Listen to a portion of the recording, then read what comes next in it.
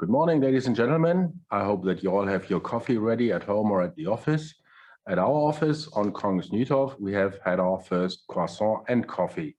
We, that is myself and Lars Olsen, Chief Economist at Danske Bank. It is a particular pleasure to have him today. The one thing is that I am an economist myself and that I appreciate talking to economists that understand the subject better than I do. And I believe that is the case today. Lars Olsen has surely been one of the most influential Danish economists in recent years, and his department puts out good analysis. We are going to talk about a few major issues. After the 90% economy, what will the new post-corona normal be? What kind of upswing can we expect?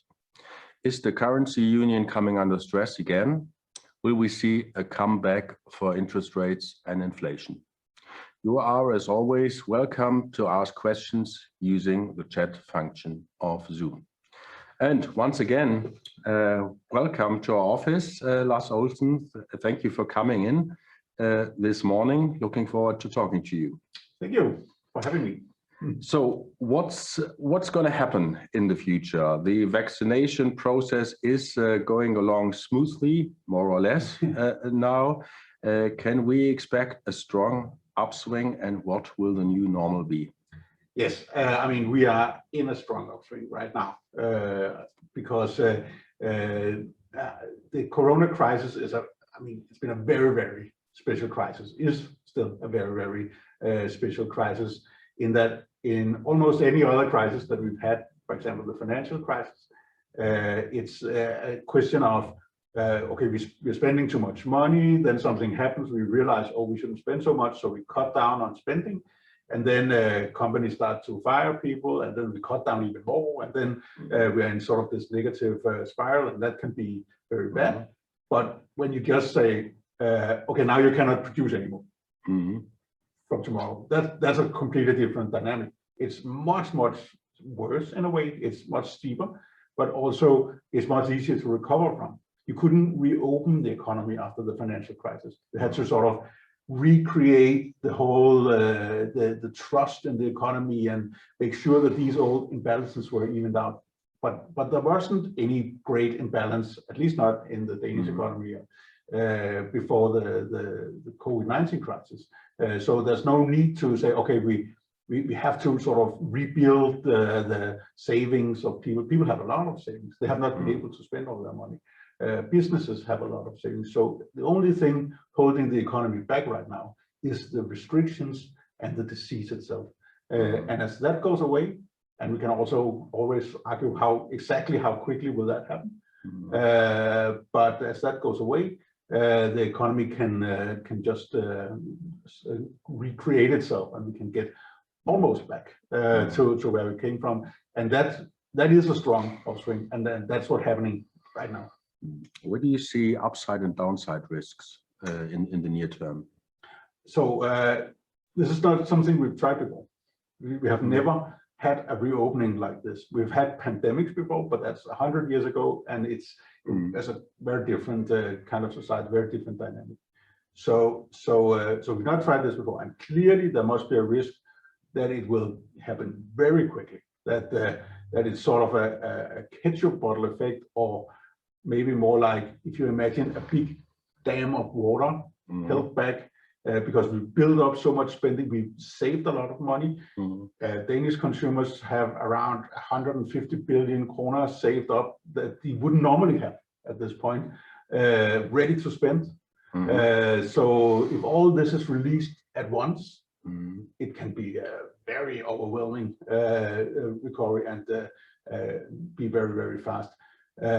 But that's not what we've seen so far. So the reason why that's not the main scenario is that if you look at all the reopening that happened last year around the world, then the usual picture is once you reopen, you get sort of back to, very quickly you get back to almost normal, but not completely back to normal. And we think that's because there will be some restrictions that remain for a long time, especially in relation to travel and so on.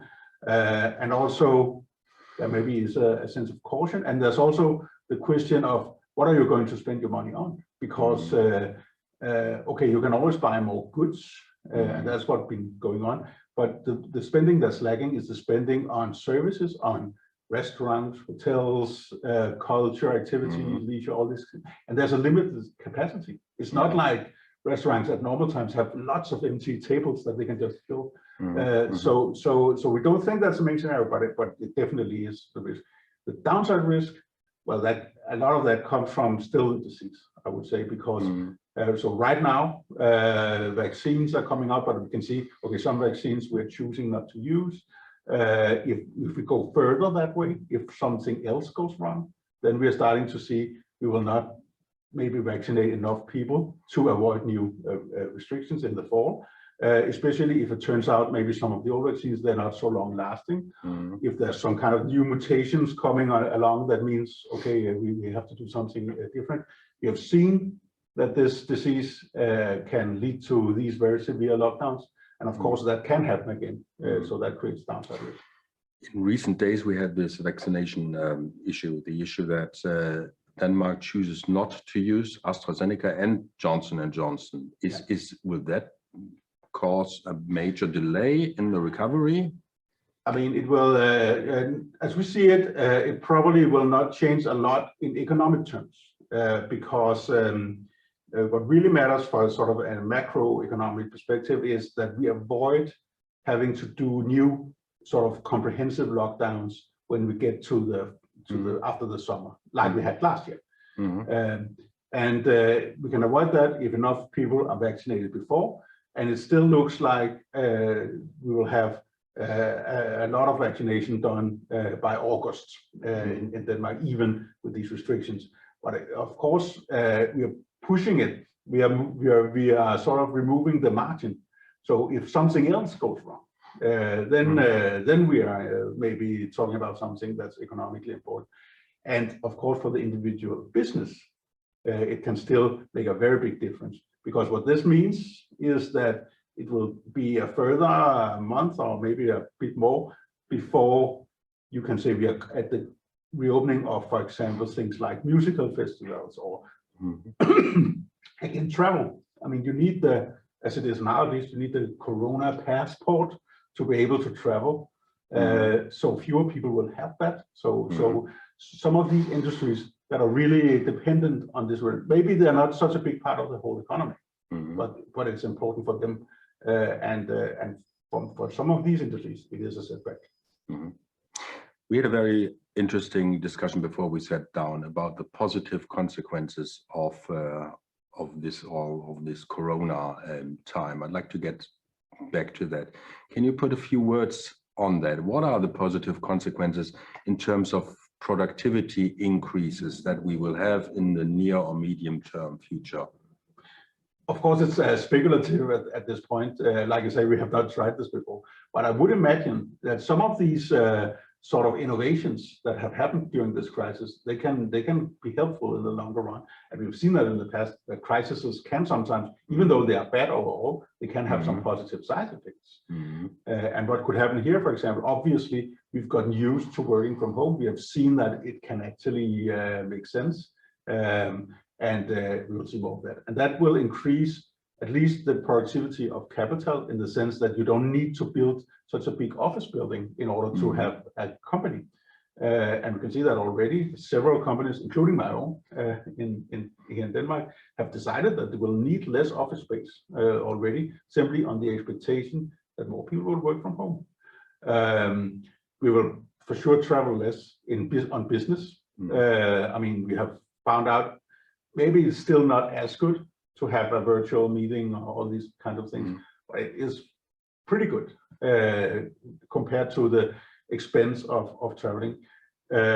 So that will also boost the productivity of our time and our resources as companies. So that's positive. Of course, it's negative for those businesses that it hurts, because all these restaurants and hotels and airlines and all that stuff,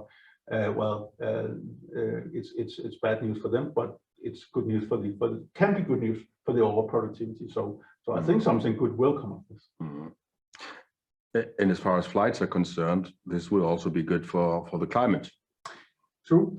And what is good for climate is also good for business. Yes, because we have to do something about the climate. There is no doubt that this is that's just a given. If we're able to reduce pollution from flights, it decreases sort of the pressure for what else we would have to do. So yes, I think that's also very positive.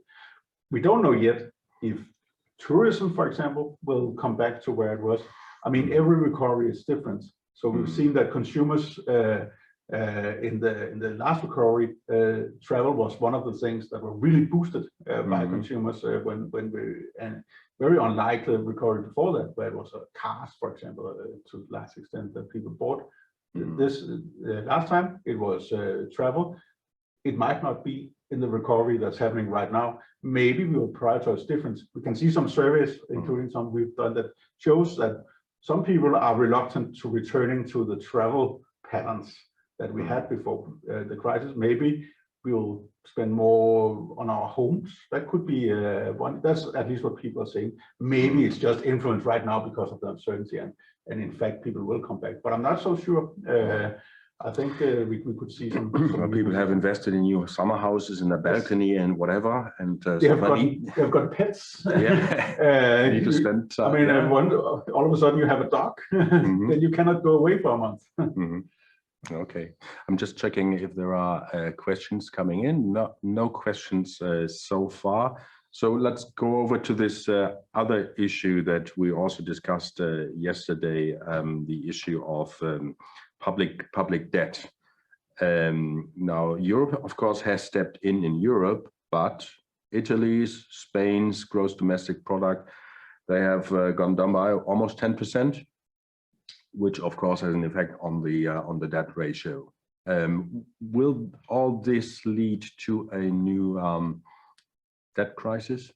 Yeah, so once again, this crisis has in Europe hit those who could at least afford it the most. So we've seen the worst crisis in Southern Europe and also the UK. But in Southern Europe, where there were already a lot of problems for public finances, they've gotten a lot worse.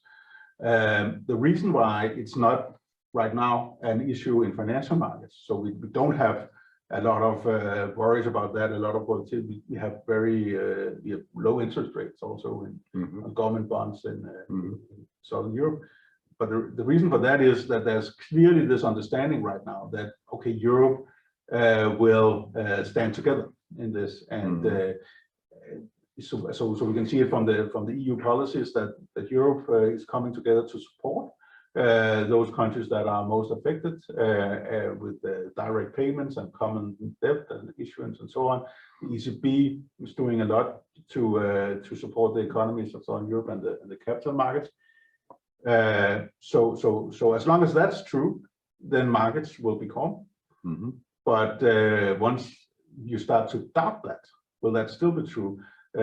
So a lot of things could, of course, happen politically that would change this situation. For example, the new leadership in Germany, will they be as forceful in pushing through European unity as the current one?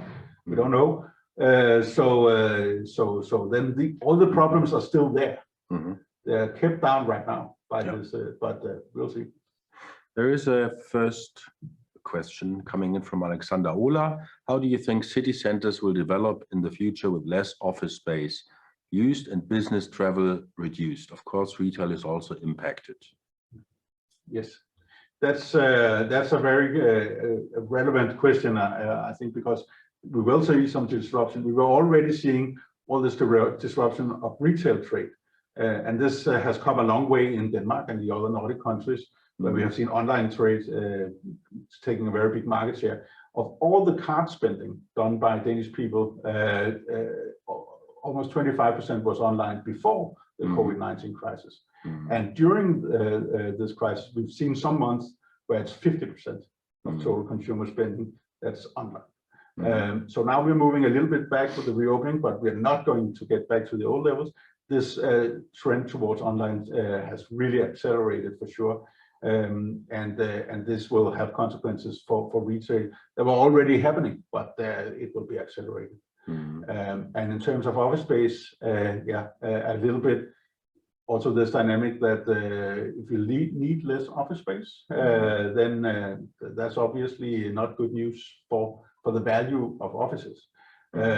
I do think that people want modern offices, and so there will still be a market for that. But some of the less attractive offices, maybe not so much. On the other hand, we've seen that the housing market has done really well. And you could imagine that in this situation where it's more easy to work from home, you would see this movement away from the expensive areas up to the cheaper areas, because why not live there? And we have maybe seen a little bit of that, but I'll still say if you look at just the price levels, they have also increased a lot in the expensive and the city center areas and so on. So it seems that the demand for housing, even inner city housing, is still very high. So what that means is new opportunities, of course, also to both build and to convert office space into to housing space. So that could be part of the solution. What is your basic scenario for office space? Is it -20 or -30 post-corona? In terms of prices? No, in terms of office space needed. No, we don't have a sort of a forecast for that, but you can just say that it's. I mean, my own company, we are saying that we expect that most employees will choose to work from home once or twice a week going forward. So just mechanically, that reduces the need for office space by 20 to 40%. Okay. So next question, Steen Magnussen. Yesterday, Mr. Buffett warned of serious inflation coming up. How do you see that? An issue that is much talked and much discussed, in particular with regard to the United States. Yeah. So there's several things to keep in mind here. In the short term, we are for sure seeing higher inflation also in Europe. When you calculate inflation, you say, what's the price level today compared to a year ago? Well, a year ago, the oil price was negative, if you remember that, for a few days. So prices are higher now, and so the inflation rate is high, and it will peak around May, probably. In the US, it will probably reach 3.5% or even more. But that's temporary. That's not a problem. It's just the reflection of these higher prices. The question is, will we get to sort of more permanent higher inflation? That is the hope, actually. That is what they are aiming for in the US, the central bank is going for. And that is what the market is expecting, that inflation in the US will actually increase to above 2% and stay there for a while. Simply, so you can say that inflation is kind of a speed limit on the economy. You want to have as much activity as you can without creating too high inflation. What is too high inflation? Well, in the US, they have changed the goalpost a little bit and saying, okay, now we are going for a bit above 2% inflation because we've been below for so long. It looks like that is what the market is expecting to happen. And that's good and fine. The question is, will it get out of control? Will we suddenly see too high inflation, overheating, and too high inflation? And clearly that is the risk. That's something we definitely cannot rule out will happen. That these temporary inflation bursts sort of comes into expectations. So people say, okay, now we're back in the 70s and inflation is rising. We will demand higher wage growth. We will demand higher prices from our customers and so on. And then you're in a spiral of higher inflation, and the central bank has to step in and so on. That is the risk. It's not the most likely scenario. We can see that also from the market price. It's not what the market expects. But the risk is there after being not there for a very long time, simply because inflation was so low. Europe is in a different situation because in Europe, we are very far from having too high inflation. If you look across, in both in Denmark and the euro area, and it's simply, I mean, we will also have high inflation, and these mechanical effects will, for example, the temporary VAT cut in Germany, that will lead to higher inflation this year, because now we don't have that anymore, and compared to price levels that have lower VAT. That's not a problem. Actually, the ECB does not expect to reach its own inflation target. They expect it to be too low for several years still, and that is also raised. So the main scenario is inflation will be kept under control, and for interest rate, that means interest rates will remain where they are. I think it's realistic that sort of bond yields, long-term interest rates will start to move higher as the recovery becomes not an expectation, but a reality. And we can see it more clearly in the data and employment. And again, in the US, the central bank will start to increase interest rates probably not next year, but the year after that, I would say, because, okay, then, I mean, you have to dampen the inflation pressure. You don't want it to get out. So that is also the expectation that this will happen. In Europe, as we are still so far from having too high inflation, it's hard to see why the ECB would start to increase interest rates before, I mean, in such a far future that we cannot see it right now. What will happen probably is, or for sure, is that they will lower the bond purchases that they do, because I mean, the most important bond purchase program they have now is called the pandemic program. It's something that they do to counter this crisis, and this crisis is ending. So they will be buying less bonds than they're doing right now, and that could lead to a bit higher bond yields. But really higher interest rates, that seems very far away off still. Okay, we have another question. How do you assess the development of tourism in the Danish market and the tourism real estate market? Yeah, so what we saw last year was, of course, this complete disruption of tourism, where we had all the foreign tourism almost disappearing, a little bit still, especially from Germany, but most gone. But also all the Danish tourists not going abroad. And Denmark almost has a balance in terms of tourism trade. So if everybody just stays in their own country, it means that spending could be pretty much the same still. And we did see that last year. There was a huge boom in a lot of tourism industry, the ones that cater to the Danish clients. So we saw that the countryside restaurants and summer houses, all that really had the best year probably ever. But inner city tourism attractions, like hotels and restaurants and expensive stores and so on, in Copenhagen, for example, they had a very bad year because the Danish tourists didn't go there. They needed the foreign tourists that didn't come. So it's a lot of moving around rather than sort of these overall pictures. What's the future like? Well, this is very speculative, but I do think that we will not see the same tourism boom like we discussed before after this COVID-19 crisis as we did after the financial crisis. It happened to be the thing that the consumers prioritized in the recovery after the financial crisis. It's probably going to be something else that consumers prioritize. This, of course, tourism will also benefit. We have more money, we have freedom, we have a lot of catching up to do in terms of travel. But I would expect that we don't get back to quite the same trends as we had before. Okay, we have 7 minutes left and there are no questions in the chat, so I have my own questions. Medium, long-term developments in Germany and Denmark. Let's look at Germany first. What is your assessment of the medium and long-term prospects of the German economy, also given the fact that it is over-industrialized? Yes, so I mean, there's a lot of I guess hand wrinkling also in Germany. What will happen? Germany has, of course, been very successful for a number of years now in sort of restoring the economy. All the reforms that have been done have paid off, and there's been some good years. But what's going to happen in the future? The population is aging. Like you say, manufacturing is an outsized part of the economy, and is that where the future lies? And I think these are very legitimate concerns and something we do need to worry about.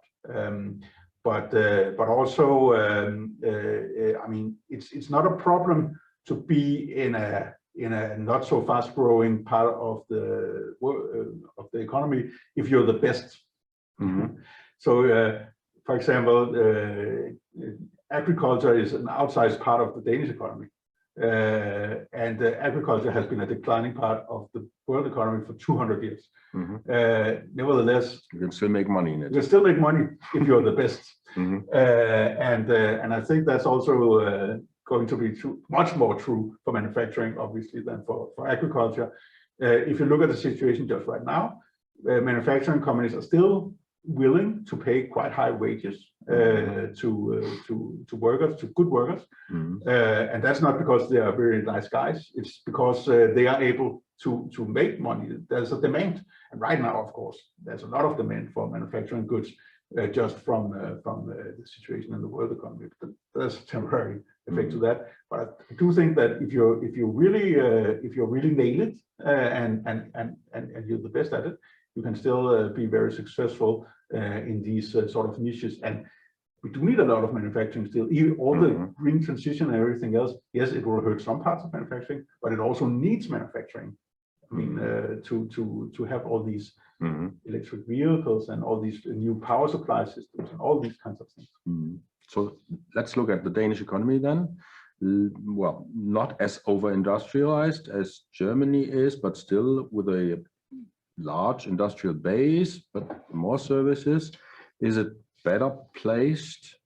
I mean, we have also had a lot of concern about productivity and so on in Denmark in recent years, and some of that has gone away also because we have realized, again, it's not necessarily important to have productivity growth if you can sort of make money out of other people's productivity growth. So if you produce pharmaceuticals and it's hard to increase the productivity of that, and somebody else is producing electronics and they are increasing the productivity very rapidly, yes, but the price also declines of the electronic goods, and it doesn't on the medicine, then you are as well off. And I do think that there's a lot of strength in the Danish economy with the business structure, also in terms of, for example, the pharmaceutical industry is a big strength, a lot of other things, but also a lot of challenges. I mean, I mentioned agriculture. Well, that's very challenged by the green transition. We also have many other places, the whole service sector, a lot of that's not so productive and is a very increasing part of the economy.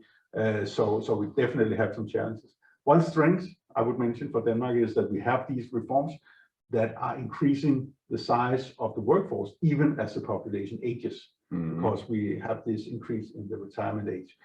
I think that's a big advantage in Europe today.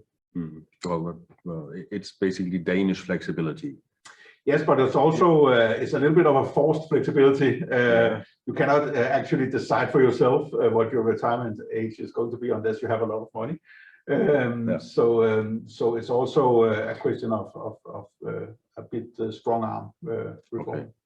Better forced flexibility than no flexibility. You can say that. Yeah, great. Well, thank you, Lars, for a great half hour. That was nerdy to the right degree. I think it was still understandable to everybody out there. Thank you for being with us today. We meet again, hopefully in 2 weeks' time, when we will have Erik Skogård Nielsen, who is the director of Adradius, which is an export credit insurance company, and we are going to talk about international markets. Thank you very much for being with us. Thank you very much again to Lars Olsen.